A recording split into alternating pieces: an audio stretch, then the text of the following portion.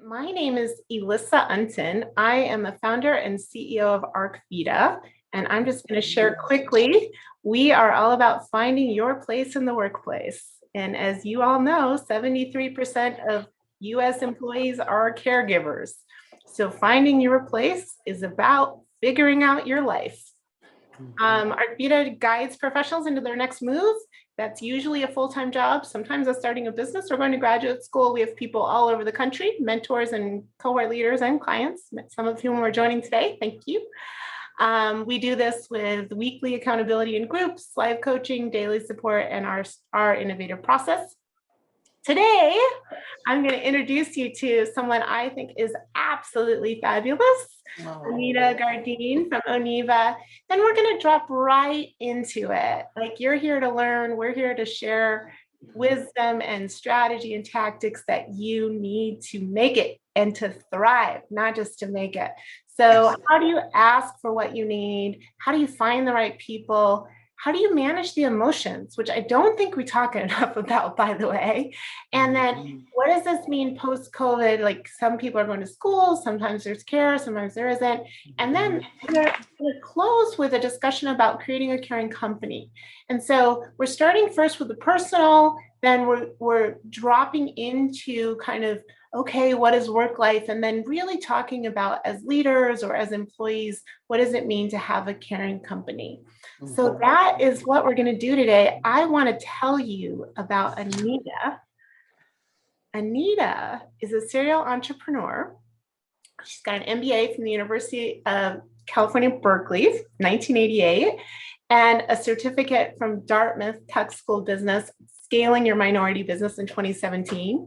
She also went around, got an executive MBA at the Boston School of Business in 2020. And she has a BA Economics in the Black community from 1986. And so what I hope you heard is she is a learner and a teacher, and she knows a lot that she's willing to share with us. One of the perennial problems as leaders, and specifically as entrepreneurs, is attracting and retaining talent.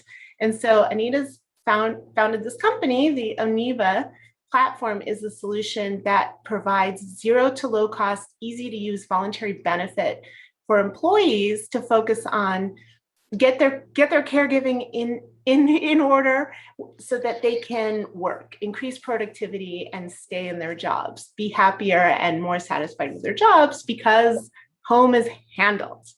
So that's my introduction of you. And Anita, jump in, tell me what I missed about your background. Oh my gosh, you make me sound so much smarter than I am and bigger than life. And now everybody knows I'm really old. So absolutely, I graduated from the last class of the Berkeley Business School in 1988. It has since been renamed Haas. But I had the privilege of starting at Berkeley in 1978 at the age of 15. And there I got to learn about just economics in the world.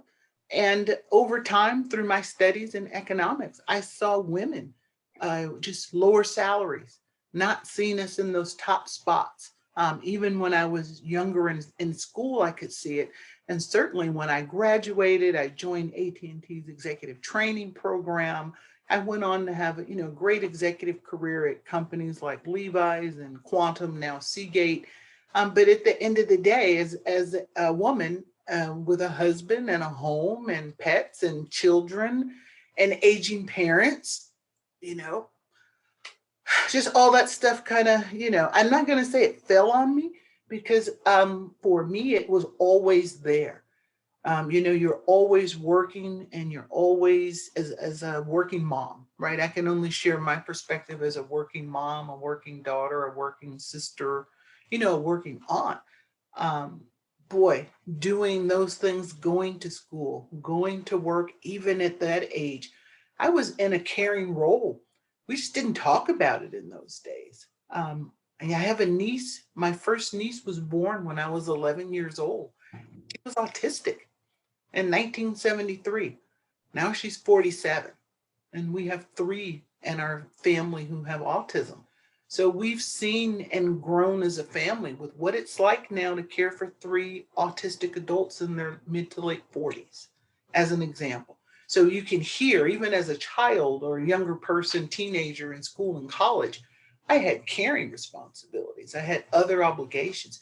We just didn't talk about things like that in those days. So how wonderful is it that today we can talk about it, right? This team, this village on this call can talk about it, because I know I felt, to use the language of one of my mentors, sometimes I felt like Superwoman, right? There's this song that says, I'm supposed to be the Superwoman. I can get up and I can bring home the bacon and, cook up the breakfast and have the kids ready and have the makeup perfect and be, that's just was never me, right? So I'm just being honest when you say, what is it that I haven't shared with you? I haven't shared that while I was doing all these learnings and having this awesome career, the career I wanted to have, um, given that I had all this other weight that I was bearing.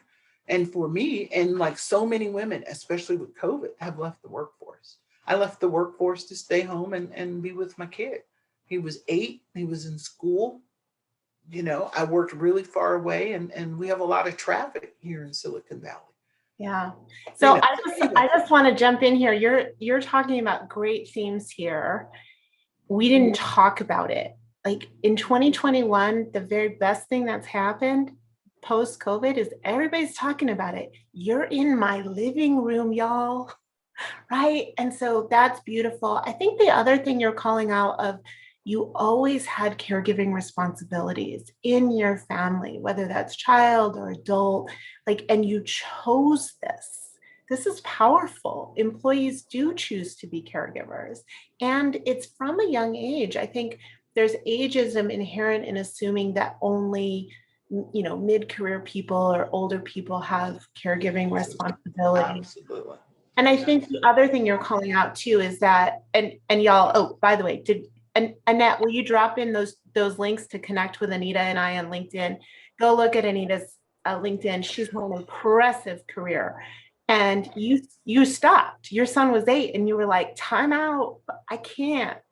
And so I think speaking to this need for, when a high performing employee, who doubtless you were, has to drop out because caregiving is incompatible with work.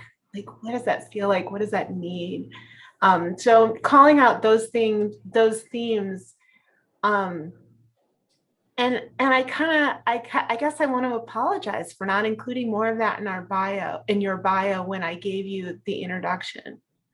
What are you apologizing for? This is what all of us are in this call are here to talk about and share, right? This unspoken, I'm going to call it a tax, because these are our children, my niece, my mom, right? My husband, my son. They're not a burden. This is why I go to work, right? That's why this is my kid, right? This is why I do those things. So for me, I was blessed. Believe me, I knew I was privileged, to have that option, even for that brief period of time.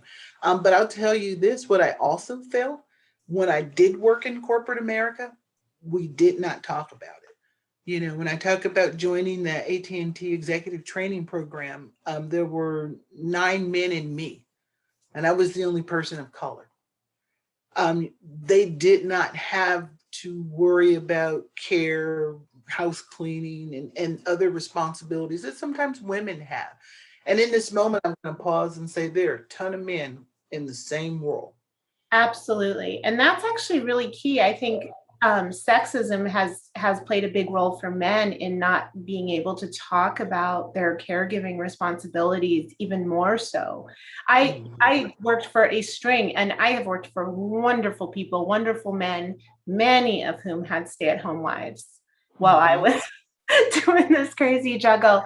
And definitely more than one male coworker, not quite cried in my office, but definitely shared the burdens. And one particular person quit his job to take care of his wife when she had breast cancer, and the company just was completely inflexible. And it took the company months and months to recover from him leaving. So let's shift into this. How do people ask for what they need? And really dropping into this place of either you're a job seeker or you're in your company right now and something has shifted and you don't have what you need. So what is both your experience and also your recommendation on how professionals can ask for the structure and the support and resources? Like what should an individual be doing here? I got a 5-word response for that. Closed mouths don't get fed. Right? I've been married, it'll be 35 years in July. And my husband has many talents, but he's never mastered mind reading. So, and in a joking way, you got to find the right time, place, way, right? There's an artful way to do it, and every person's different, in terms of when you time it. If your boss has a stressful event going on and, the auditors are due in, it's probably not a good time to go and say, hey, can we talk about So I'm simply saying, though, you got to put it out there. It's got to work for us. And that's what corporations realize today. There is, thanks to smartphones, somebody grabbed mine, we work 24/7. This whole notion of a 9 to 5, what is a 9 to 5, right? We work 24/7, and we need to have support around us 24/7. And corporations realize that. There was a study that came out from Harvard called the Caring Company, and they actually found the folks who are leaving the most and the fastest, as you talked about, Elissa, are executives. Executives, 67% have already left a job because of care. 53% of directors and 45% of managers. So the higher you are in the organization, the more likely you are to leave when your care needs aren't met. So, those of you in your organizations know your company, they are reading this. They know that they are losing valuable talent because of care. And that is why you're seeing the rise of so many awesome companies to step in to help provide some of the care needs and other needs that we see because of COVID. But know that companies are recognizing it and encouraging employees to have those conversations. So what does that mean? And I love that, by the way. A closed mouth doesn't get fed. Isn't that true? What is that? What, in terms of, if you are either watching or on this call and you really have to manage your life. Like, you can't just skate. You can't pretend you don't have caregiving responsibility. Mm-hmm. Who should you be asking, and what should you be asking for, and how do you present that request? Again, the who, if you're a worker in a company, is probably at the end of the day a communication with your boss. What I'm reacting to is the notion of asking. I know that I work in a collaborative team, right? And in the team I work with, if I had a person from my team on this call and they were to come to me and say, you know what, I picked my kids up from school. I actually pick my kids up from school, and my teammates accommodate me, right? They know I have a care need, and they allow me to make my schedule work around that, especially with COVID, where it's one day on, one day off. I just find by, again, pick the time and the place to have a conversation with your boss, the person who can help you, make this come into fruition, and just say, this is how I can make this work. I'm loving what I'm doing. I can contribute more. I can meet the job requirements. If, maybe I work from home 2 days a week, maybe I have this additional flexibility around start time, whatever that conversation needs to be. It needs to happen with the person able to make it, bring it into fruition. I'm simply suggesting earlier that you really want to be mindful and thoughtful about when and how you do it. Find a moment when folks are open to have conversations. I was using the example of, if your boss is going to go into an audit, it may not be the best time to say, hey, can I work from home 2 days a week? You got to communicate what you need, right? That's why you have to open the mouth to communicate what you need. But again, in a supportive, caring environment, such are the places that we all hope to land as employees, or we hope to create as founders. We want to create that space where workers can just talk to us and say, this is what I need in Mhm. order to make it work. Because as Yeah, you I love that. That is a gem. You're not asking. Don't ask. You're going yeah, to yeah. sit down and say, I'm enjoying working here. This is what I need. And I love that shift in energy because now I'm sitting on the same side of the table as my boss. And now Exactly. I'm saying, instead of saying, oh, won't you please help me? I'm saying, hey, we're going to solve this so I can be a great employee. And Okay. you're referencing some other things around timing. And I think Yep. that we're going to talk about this some more, but what I've personally experienced, what I've experienced with people on my team this year with who are taking care of young babies or children or elderly or dying parents is that the emotional burden is so tough that it's tempting to wait until you're going to break. And then when you're going to break because you can't work another 20-hour day, I've been there, y'all, finance, then you rush into the boss's office and you say, I need whatever. And that is not the right time. You waited too long and you're going into ask. So, man, that wisdom, you're not a man, sorry. That wisdom, Anita. Oh, that I wisdom. get it. I get it. I wish I had that too. But you're right. And knowing yourself, right? I'm learning myself. I'm 58 years old and I am still learning me and how I work and when I see those stress signs. And I'm not the best at saying maybe I should stop and instead of doing that 20 hours and then you kind of crush and you suffer in the end for it in many levels. And for me, I know I'll regret saying this, but when I get real stressed, probably not my nicest. It comes out in not the best way. And so, there's a cost to it. I just want to say it's not just that I overworked the 20 hours and probably didn't get the best quality work. I probably also was a little bit abrasive, a little bit like sandpaper in those last 20 hours. And that makes me sad. It makes the people around me sad. It's not how I want to be. And that's what makes me go on days like today. If I'm at that point, I need to unplug and go, just go look at water, right? I'm in Oakland, like Jack London Square. But yeah, it's about knowing when to pull the plug and I'm learning. Yeah.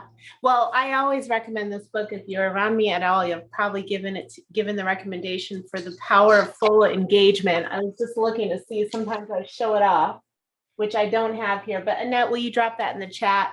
The powerful engagement is about not getting to this place where you're emotionally, mentally, spiritually just drained, because we can't take care of our families, we can't take care of the people around us, we can't take care of our teams when you are drained.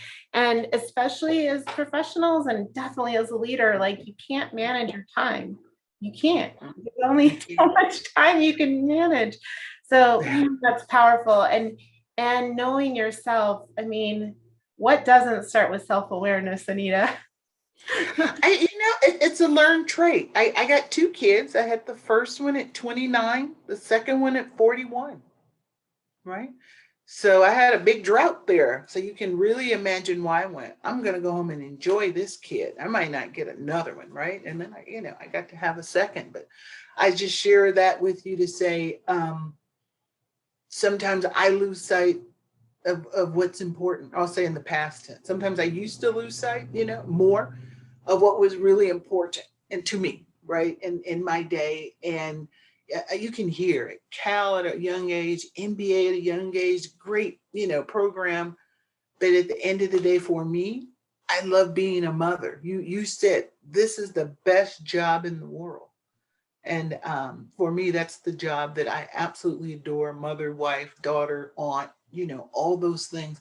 Unfortunately, we live in a country that doesn't, I'm not going to say we don't value those things, but we certainly don't have the economic programs in place for moms who have kids or, to provide for our elders. We just don't have the kind of support systems that other countries do.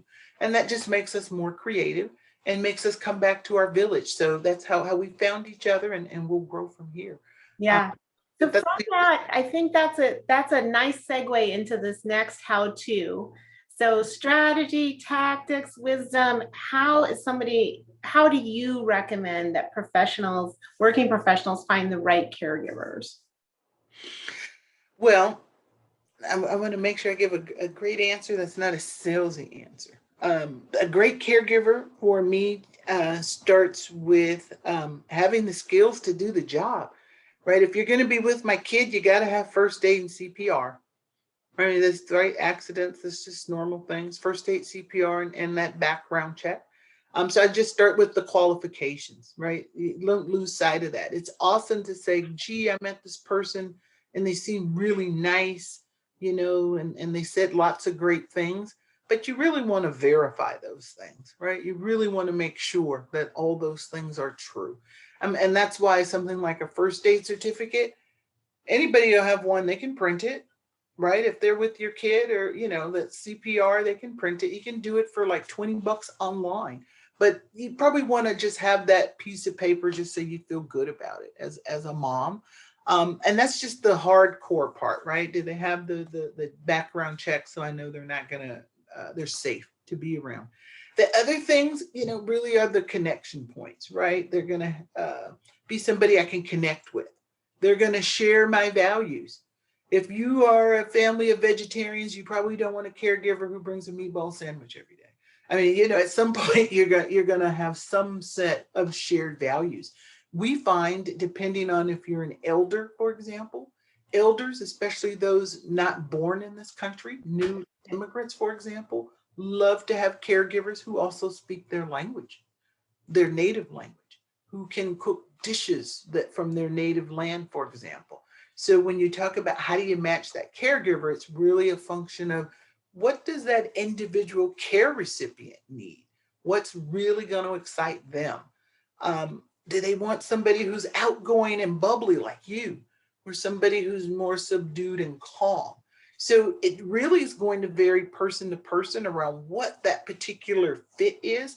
But for me, I always start with that hard technical piece, right? You gotta have, the first aid, the CPR, those things. And then I look for that next layer. Honestly, it depends on perfect caregiver, depends on what they do. A perfect caregiver to be my house cleaner works fast, has a really strong back, and can change the sheets on my bed quickly. I mean, that's a great caregiver for me. At my age, it's just, I'm being honest, just something a little harder to do. Changing the sheets on the bed and cleaning, multiple sets of toilets. And if I can go off on just one rant, Elissa, during COVID, especially early on, how many times a day were we all cleaning the toilets and washing the face bowl? Every time anybody went in there, even though nobody had left the house, we were, weren't we? I mean, it was crazy, right? It's crazy. And it's like, but we haven't been anywhere. How did we get COVID? But, we were washing cans, right? Remember what we were doing, people? And that just speaks to the stress. If we do not have care, or in that case of the COVID stress, like this is an emotional and mental load if you don't have the right care. I love your focus on the technical requirements. I will share two ways that I've found great care. One, for my grandmother, who sadly passed, but she lived to be 95. At the end of her life, we had in-home care, a live-in home caregiver for 10 years with my aunt. And at the end of her life, we just weren't able to care for her at home.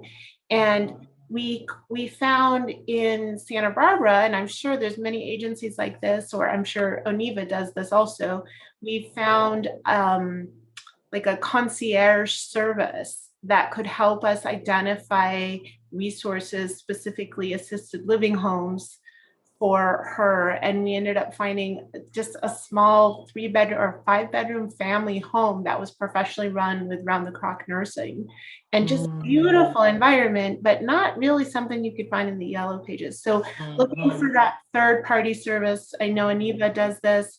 And then also sort of the concierge level with senior in-home caregivers. And then for childcare, I have a joke, which is I don't have to solve anything another parent has already solved. So reaching out to parents in my community to figure out like, okay, what do we do with 6-year-olds? And that has a side benefit of strengthening bonds with, by the way, you need these, y'all. You need the bonds with other working parents in your, or caregiver, elder people who have elder care in your community for your sanity also. Yep. Yep. So those are two other ways that I found good, affordable, reliable care solutions. Absolutely. And it's great that you were able to find that, because so many families simply aren't, or, haven't been able to. Again, if we look at COVID and we look at the impacts in nursing homes, I simply can say New York State, and everybody's heart sinks, right? At just what we saw. And now we reimagine what's care looking like in 2021 and going forward. So as a nation, we are absolutely, I think, reimagining what care for our elders looks like, which to me is exciting because I think there was lots of room for improvement. But I think right now we've captured America's attention, the world's attention around care. And let's hope we can see some shifts occur and make some things better right now. Gosh, I want to just jump off into a discussion of the future of care for elders. Like that makes me want to have a whole different conversation with you, but I'm going to stay focused. That's hard for me, y'all. Let's talk about the emotions. I mean, you talked about caring for your autistic niece and two children who are very different ages. You have a team. I've been a leader, a people leader now on our team for ArcVida for 4 years, and I've been a leader for many years prior to that, as well as being a mom. It's emotional. What's your experience in managing your own emotions, and then what are your other insights about how, again, people who are in it, people who are caregivers can navigate this morass? Wow, that's a great question. I got to tell you, again, I keep coming back to kind of who I am, because I'm a product of an era, right? I'm a product of all the people and forces that acted upon me from 1962 until, April 29th, 2021.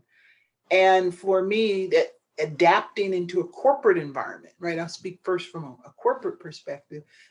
I've largely adopted what you'd call male mannerisms, right? In terms of how I articulate, how I lead, how how I work. It's probably more male, because that's what it took to be competitive. And can you imagine working in tech in 1980 here in Silicon Valley? And this is before me too. So I'm just saying to you that it's my experience that's very different. And what we have today, though, I think that many cultures are much more accommodating of different leadership styles, different styles of approach, different ways to solve problems, and different ways to get things done. So for me, my emotional side, I can rationalize it. I'm very resilient, right? You got to be a leader and a CEO. But I'm pretty much able to kind of keep things in a box, probably sometimes more than I should, in all candor. The pendulum, sometimes it swings too far the other way a little bit. We want to overcorrect. Because as a woman, the last thing I'm ever going to be is emotional. Right? I'm trying to think of who on television, if you think of a woman in television in a series getting emotional at work, right? They portray us, or how that's perceived, right? And as a woman, that would be the last thing I want to be perceived as, was to be emotional at work. So I'm just saying, for me, that's something that wouldn't come out. I think that it's something that has changed. There's room for what we call the male and the female, and how we lead and how we manage and how we solve problems and how we communicate. And as women, sometimes we communicate things differently. Men are from Mars, and women really are from Venus, right? We think differently. Our brains are built differently. So I just think it comes out differently. But how do I do it? Boy, if somebody can tell me, type it in the chat. If if there's an app for that, I want to download it, right? Yeah, and I think What do you do? that is a good, please do type in the chat how you personally are managing, everyone is managing emotions.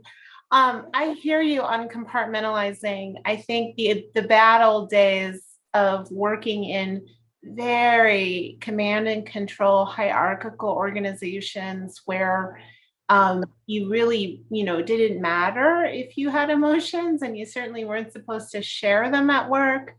Um, and definitely culturally, I think you call out something really important, which we've talked about before. Actually, Annette, can you go find the link on our blog to that Belonging at Work blog?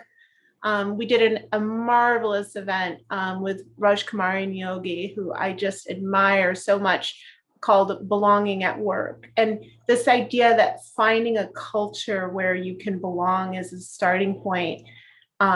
Gosh, I hear you on tech in the 80s. I cannot imagine what that was like, but I can kind of. I worked in strategy consulting and finance for many years, and there were some difficult environments. But now, ArcVida is such a caring company. I can't tell you individually how our leaders and team, like, it's so caring, and that culture, that even with our small team, is just, it means everything in terms of being able to say honestly, hey, this is what I'm dealing with. I'm feeling upset because my toddler won't potty train, or my kid, I got to take a week off and drive around and visit colleges this week. Like, this is who I am today. And so that calling out the culture, I think, is big. And something in how you're talking about navigating the emotions too, of in the past, you talk about compartmentalizing, but now, and there's sort of this balance, like, you're a founder, you're a leader, right? So now you're able to be more open. How do you think of it as a leader of people on your team when people are struggling? How are you wanting to set up that environment, and how can we as leaders help people who are not quite in those environments yet navigate it? Absolutely. First thing you got to do is find one, right? One of the things I learned after spending a chunk of my career in a certain company, and then going to a different company and finding different experiences, different culture. Different companies have values, different values, just like people have different values, and they each feel differently. It's like dating, right? Except you're kind of married to them when you're an employee. So working at Microsoft or Oracle or Apple are very different companies with different values and how they treat people, or some folks may just connect into that environment and others won't. So I would start by saying, make sure you are in an environment, in a caring environment, that's supportive of you as an individual and the life work balance, right? And the life that you want to lead, because there's only one life. We have smartphones and laptops, and we work 24/7.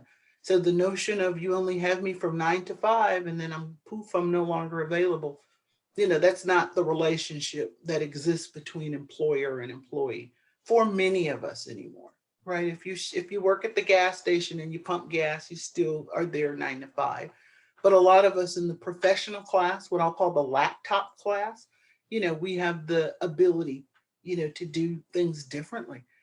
I can say for us at ONeva, we start by being open and transparent.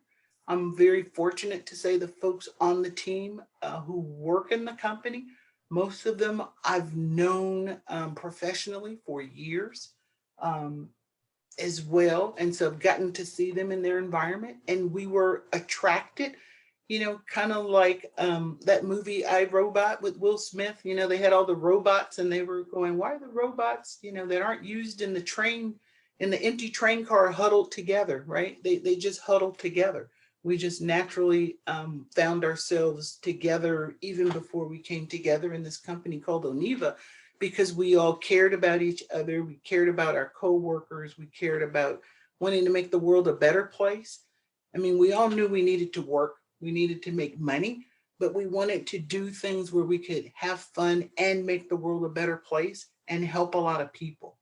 And so we shared those core values, and it was easy for us to stay connected across companies. And then when we were able to now, as a team, create the culture that we wanted, we are able to center it uh, in that way, which is pretty cool because we get to reimagine not only the cool culture we have here in Silicon Valley, but as we plan to scale into 12 cities, we get to think about how do we take this awesome, awesome culture and make sure we scale it too. Because if you do business with ONeva, you don't just get the tech, you get the team, you get the culture, you have to pay caregivers living rates, right? Lots of folks out there getting care, not being paid, Yeah. paid well. So it's about finding that right place that's going to fit your values. Yeah, I And love that. You're basically an advertisement for ArcVida right now. For those ArcVida clients who are watching, this is what you're doing in Module 7 conversations. You are talking to people about your values and the company's values to figure out how you will thrive. So that's absolutely it. Anita, if you were to think of one or two questions that someone who's looking for this culture where they can thrive as a caregiver and a professional, what kind of questions do you think would be important to call out? boy, can I answer that with a non-answer? Sure. The first thing I'd say, depending on the company that you interview at, I might not even tell somebody I was married, had kids, a husband, a dog, or anything. In all honesty, there's some cultures, companies that I won't name, Amazon, that are great big companies that have a perceived culture of lots of work, lots of hours, not as much focus around family support, for example. That's probably not a place that I might interview in for me, right? If I knew I had this care need. I'm simply Well, saying. and that is actually an answer. So in ArcVida's model, and you don't have to be in ArcVida to do this, we advise what we call research conversations before you get into the interview. So you can suss out, I think your non-answer is don't ask it in an interview, figure it out in conversation before you get to that interview. Is that the answer? That's it. That's it. Because you want to, even before you disclose that, it is new. It is new for us as professional employees to talk about our care responsibilities in the workplace. Let's face it, until COVID didn't happen, you didn't hear a lot of moms going, I really got to get out of here and pick my kid up from school because they charged me $1 a minute at 6 o'clock. But we didn't. We were just Who right. hasn't paid that, by the way? If you are a working parent and you haven't paid that penalty, I would like an article on how you avoided the $1 a minute penalty. I'll tell you how I did it. I hired one of the workers if I wasn't there to pick my kid up, and I'd pay her. Oh, y'all, that is brilliant. Did you hear that hack? Did you hear what just happened? Anita figured out how to avoid her child being left in the lurch and a $10 fee at the same time with the same people who were already background checked and screened and knew her child. Woo! That's brilliant. I love it. If you They usually make me meet him in a restaurant. They usually make me meet him in a restaurant or an ice cream parlor or something. I bet they did. You probably had to buy a few ice creams too. That is brilliant. If you have a child in preschool and you are not already doing that, do it. Start doing that right now. So I think, sorry, you're making me laugh. I just love how brilliant you are.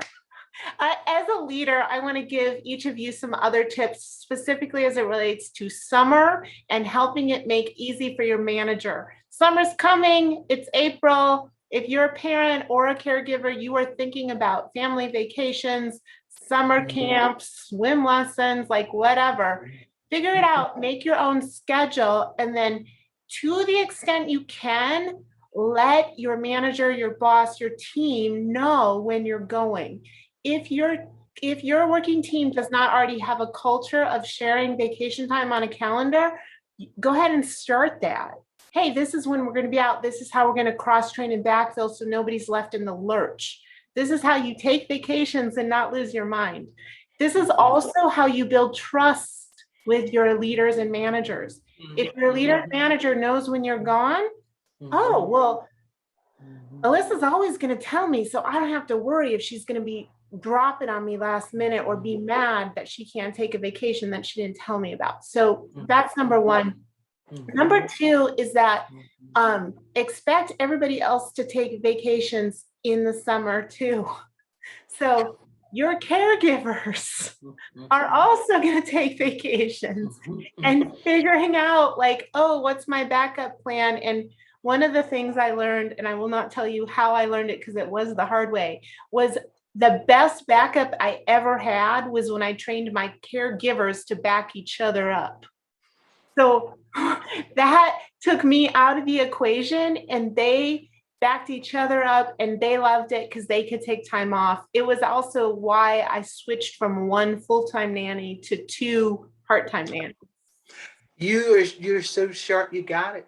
Nannies typically change jobs a lot. There's a high degree of turnover. So you are truly blessed to have had a live-in caregiver for 10 years. Not with your aunt. Not a lot of families have that type of longevity. The elder care for my grandma, yeah. I mean, so you were very fortunate to have that. So a lot of families just don't have that, that person who's always going to show up. And even when you do, they get sick. They want to go on vacation. And once you introduce that second candidate or that second caregiver, the need to have them, as you shared, we certainly recommend using two. And I like to use one to do the house cleaning role, the housekeeping function I talked about, the toilets, the sheets and things, because it's a cheaper role, right? Costs less money than a caregiver who's going to have that first date CPR and be doing other things, cooking for my family maybe. So I can pay a lower rate and get different skills and still have two people involved who are around my family and have some exposure to my kid. Of course, the housekeeper's not, interacting with my kid, not helping them with Zoom like that caregiver, but there's still another adult who's here that my child knows, right? So that even if someday I do have a different caregiver in the home, my child knows there's somebody here. I've got security. It's a known relationship. And I've still got some ongoing support. I'm just sharing with you that your notion of having two caregivers versus one adds a level of just dynamism, Batman and Robin, right? You just make it the dynamic duo. So I would recommend that for many families. For some families who have more complex issues, recently had a family reach out. A special needs person gives away money, right? You get those phone calls, and unfortunately, this person's given away 7 figures to fraudulent phone calls. And they're asking, what kind of help do I have in the home? And it's, well, you bring in those experts, those two resources that they can also watch each other. When you see caregivers in some situations in homes, again, with the elderly, you'll notice a single caregiver suddenly has new clothes, new purses, new cash because the elder's giving things away. So, when you introduce sort of two caregivers in those elderly roles, it creates more balance, right? It gives you some accountability between the two. And same thing, if you have children and you have those two caregiving roles, I used housekeeping and caregiving, but it's really about companionship. It's about trust. And it's about who do you want around your family, because the number is really small right now. Yeah, well, and that, I think, I'm looking at our time here. We could just keep talking about this for a long time. With COVID, after COVID, I think a lot of caregiving is going to change as children go back to school and as we're more comfortable hiring house cleaners. I want to shift into talking about, as employees and as leaders, and again, a lot of people may watch this later, how can we create caring companies? I'd love for you to share more about what ONeva does, and I'd love for you to talk about, in addition to the benefit, what else you see as the major pillars of the caring company. And Annette and all who are watching, please think of your questions. We'll open it up to some Q&A in 5 or 6 minutes. So think of your questions. Feel free to drop them in the chat. while Anita shares with us these pillars of a caring company and also how ONeva works with employers. Well, I take the first one first. You're going to remind me on how ONeva works with employers. But what a caring company looks like. I will openly share that my mentors are, Fred Till, who's the benefits, VP of benefits at Microsoft, has mentored me in a very hands-on way since 2014, as has Burton Goldfield, CEO of Trinet, since about 2016. I've just been lucky to have some pretty awesome folks who just happen to be a part of two amazing companies. And those companies focus on the same things that I heard you talking about, Elissa, is how do we create an environment of trust, right? The pillars.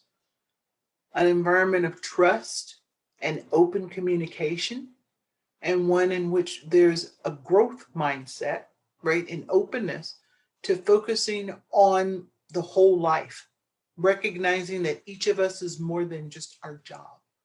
Right. And if we were in school, it's recognizing that a student is more than just, a math student, a STEM student. There's a whole child.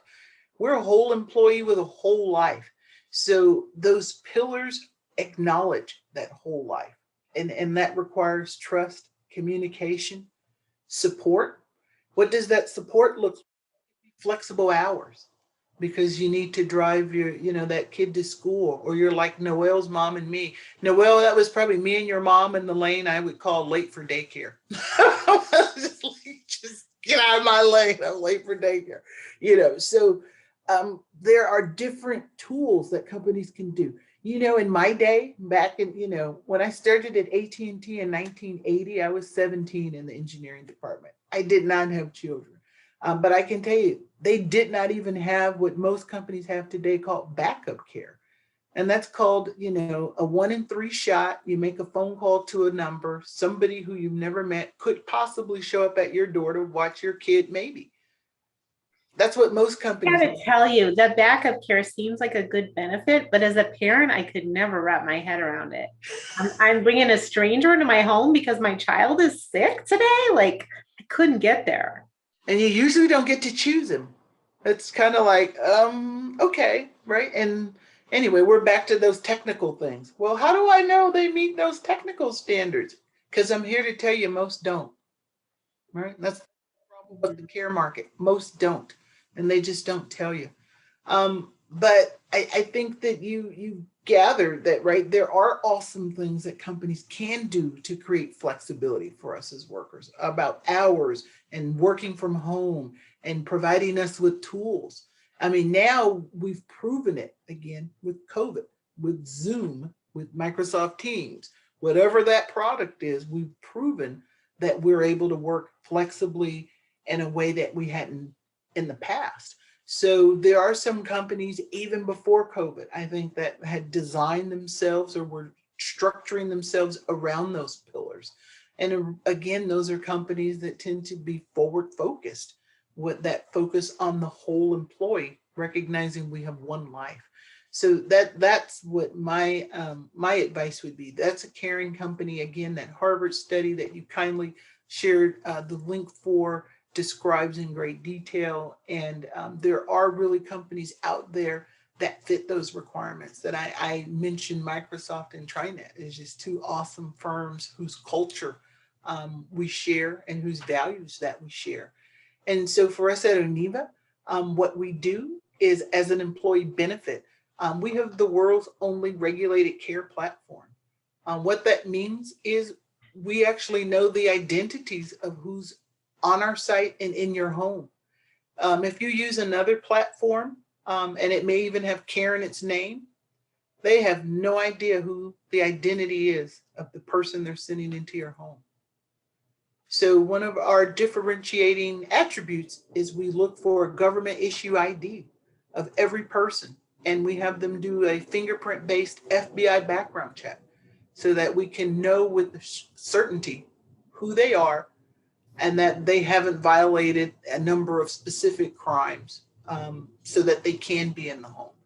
Absolutely, if they're going to provide all those great services you see behind me, infant care, housekeeping, pet care, elder care, If someone's in your home, Elissa, providing those services, of course you expect them to meet all the legal requirements to do the job. You don't need to know about first aid and CPR, and that background check is a 1987 law. You probably didn't know that. It was always there for us as parents for free. We just had to call a phone number and they tell us whether or not that caregiver had it. And how many of us on this call, either us or our moms, paid those expensive nanny agencies to find us caregivers and spent thousands and thousands of dollars, not knowing all we needed was their government issue ID, like a driver's license number, and to call. The department is called Trustline, an 800 number. And Gosh, if someone on the call, Nina or Annette, if one of you could find that number and drop it in the chat, that would be awesome. and it's trustline.org is the website to find them as well. So I want to go back and recap what you're saying, and then I also want to make sure we have a clear call to action for leaders. So what I'm hearing you say is the pillars of the caring company as you see it is trust, transparency, openness, expecting the whole employee to come to work, and then to the extent possible, flexible hours and working from home. And, you know, it's awesome if the company provides benefits. I know as a small employer, I can't, you know, or if you're working part-time or gig workers, lots of people, like, you can't always do that. As a leader, you can do asynchronous work. Highly recommend the tools for that, Slack or Loom or other tech that really makes it beautiful. And the other thing I've seen work really well is cross-training backup. So that instead of one person being a single point of failure, we have two people that know what to do. And that, as leaders, that's something you can do regardless of how large your company is. And what's the call to action for a leader that wants to implement ONeva as a benefit for their employees? Wow, that's pretty awesome. And you'd asked me that, young lady. Well, ONeva, we work with companies, and as a company for zero cost, you can choose to subsidize the care for your employees, but you don't have to. So for no cost to a company, we can connect you if you're here in 13 counties, here in the San Francisco Bay Area, all the way up into Sacramento, right around the top, this side of the Tahoe area, all the way up to Santa Cruz. So a pretty wide footprint here. We'll be in LA later this year, and we will be in Seattle, home of Microsoft as well. So we're excited to be scaling. So if you are interested at making available care for your employees, someone to come into their homes, again, it can be zero cost to the company, and that employee would pay the hourly cost of the care that they would receive, whether that was someone to come to their home to care for their child so they could work, or for their mom. And for the first time, Elissa, this is a benefit that you can actually share. So for example, if you have a brother or a cousin, an aunt who also needs care, by virtue of you being an employee and on the platform, they would also be able to have access to the platform. So first benefit you could share. Imagine if you could share your Kaiser, right? If you could share your medical benefit with your family. So for me, I've been blessed that my niece has been able to benefit from the care of an ONeva Pro, because I work for ONeva. So this is a benefit that you can actually share that costs your employer $0. But without ONeva, you simply do not have access to find trusted caregivers in the quick, easy way. We're first in market. That's my patent for trust and safety. Love it. Love it. Well, I love that it's a benefit you can offer for free as an employer. And you also, it sounds like you have the background, the tech platform, so that if employers want to subsidize, you can. What we didn't talk at all today about is the cost. It is an enormous, caregiving is an enormous cost, whether you're doing it as unpaid labor or you're paying. And so, I mean, gosh, again, we could have a whole conversation just about the cost of caregiving. But I love that an employer can literally start, if they're in your service, which I'm thrilled, of course, to come into LA, although ArcVida's team is nationwide, so that doesn't cover me yet. But we're getting there. getting there. I We're love it. growing quickly. We're growing quickly. We're coming. I love it. I love it. So, Drop and the tech. I love that you're really starting it at a place where every employer can jump in and offer it, even if they can't subsidize. I think that's really powerful, and I applaud you for finding a way. Gosh, if we could all just get there with services, right? I want to wrap up here. Any words of wisdom for people who are in career transition or struggling with caregiving? Anything you can say for encouragement or wisdom here? Hey, you know what? It's always going to get better. Even as a caregiver, I don't know about the rest of you, but that really dominates my life. I can sit here and say I'm a CEO, I'm a chairman of the board, and lots of volunteer roles. I'm an ambassador for Unstoppable, all great things. But I'm a mom, I'm a daughter, I'm a wife, I'm a sister, and at the end of the day, it can be troubling, right? It's juggling, and it's hard. It's hard. So I would say you're not alone. You're not the only one. I'm at 35 years of marriage, and it's still hard, right? Every day you get up and you start anew, and COVID did not make it easier. So please know a lot of us are just impacted from being locked up, especially if you're in California. Some of you have been in places that have been more open, but some of us are just coming out for the first time and able to restaurants for the first time in over a year. So, there could be lots of emotion, right? Lots of things happening, seeing family members behave in ways that we never imagined and not sure what's triggering all this. I would just say, at the end of the day, we've never been here before as a nation, as a society, and we get to figure out this new normal. So be patient with yourselves. Self-care, self-care, self-care. Caregivers, think of ourselves last. And we go back to the 20-hour day, right? What happens when we think of ourselves last? Please take the time to take care of yourself, because if you don't take care of you, right, Elissa, when you're in the airplane, what do they tell you? If the plane loses oxygen, you got to put your mask on first before you can take care of your. Absolutely. I call it, what have you done to take care of your mammal? And I think a lot of people have heard my speech on that one too. I'm looking at our time here. We're kind of wrapping it up, but and if there's any questions, either Annette, any questions that are coming in through the chat, or anybody on the conversation that has a burning question for Anita, we have a couple minutes here. There's too much excitement. You got them going too much. Too many things here.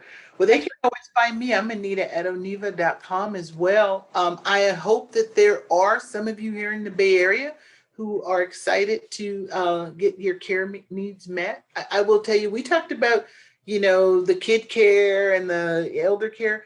What I also love is the in-home massage. Somebody's going to come to my house this weekend. And I'm hoping for a beautiful sunshiny day, so I can have a nice massage on my deck. And I do that because I need that I'm at that 20-hour point, right? I'm at that 20-hour point and it's showing, and I don't want to be the sandpaper. So I'm going to, do the things I need to do. And I can do that in 1 hour. I'm really good at pretending that I'm in Maui or Tahiti for that 1 hour with a headphone on. And then I'm self-care, right? I'm taking 1 hour. It's how I feel better. Massage for me. I'm simply saying that what we do at ONeva, we focus on that whole person, and employers recognize that massage is a core part of that too. They also recognize that some of us like our pets more than we like our families. That's why we offer pet care as well as massage. So I want to thank all the employees, especially those at Microsoft here in the San Francisco Bay Area, who helped us figure out what are the core services that they need to have life-work balance, because those are the services we now offer. So we're just blessed to do it in a way where we focus on small circles. COVID is real. right? We allow you to always maintain contact with those great caregivers you want. You always have lots of choices. But right now, I like having a small number of caregivers in my home around my child, etc. So our technology, unlike some of those other apps like rideshare apps where you can't get that great driver you just had, you always find that great person with us. Is once you find them, you can always get back to them. So what we do is really different. And I thank you for allowing me to share that. I thank you for allowing me to meet this wonderful group today.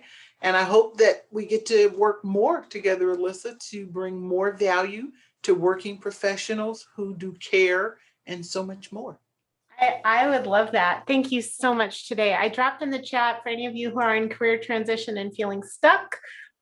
Start with a free call. That's an offer. It's good for you and anyone you know who's stuck.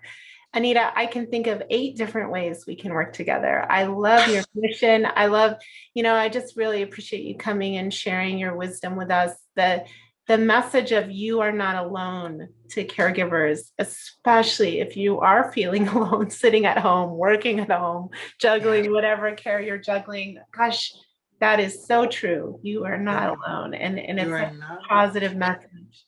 Thank you. And self-care, even if it's 1 hour, I'm gonna pretend, right? Just find your spot and make it yours, right? I love it. I love it. Well, thank you all for joining us. I think we'll go ahead and sign off here. We're at 12:01 Pacific. Have a wonderful day and definitely be part of our community. Reach out to Anita or I as you need. Thank you. My ONeva Pro, just ring the doorbell. It's noon. Bye. Thank you. What a wonderful day, Elissa. Beautiful event. Thank you for allowing me to participate. Bye, everybody. Thank you for joining. Lovely to have you.